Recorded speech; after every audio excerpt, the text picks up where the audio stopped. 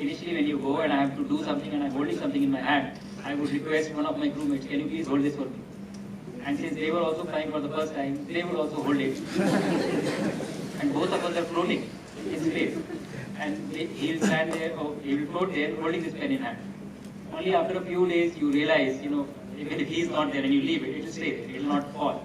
And then you start leaving things everywhere and you're working and then you collect things and then you go away. The challenge is, or the problem happens when you come back to work. I remember the first night I came back and I was working on my laptop. And I was sending mails, a lot of emails had come, I was sending a few mails and replying to people. And I instinctively, I closed it, took it to the side and I left it.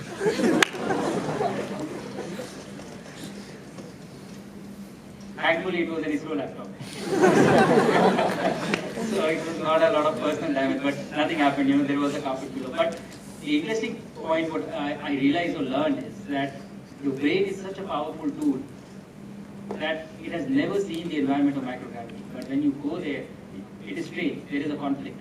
But within 3 to 4 days, it gets used to this concept and it adopts or adapts to this new environment, which becomes the new environment for your brain and your body. And everything seems normal, everything is fine. After 5 to 6 days, I think there was no issues, no problems that we faced from that point of time. Other than these physiological changes that happened, as I mentioned, we conducted a lot of science while we were in space.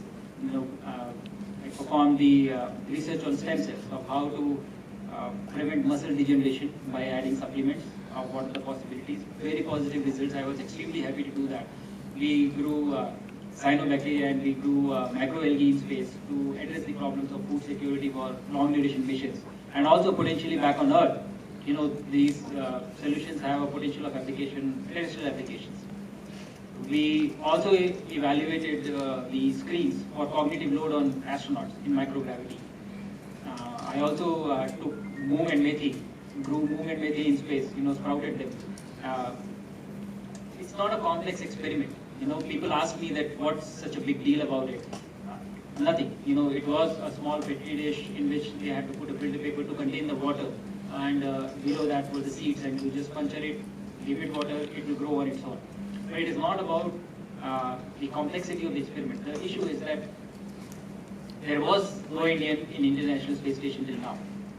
We understand the medicinal value of methi, how it helps in your bone health and addressing the challenges of what bone loss happens in space. It is a possible solution. But this thought never comes to someone who is not exposed to these things. So this is what happens when you fly from a different place or a different region. You bring your culture and you provide solutions to problems which nobody had ever thought.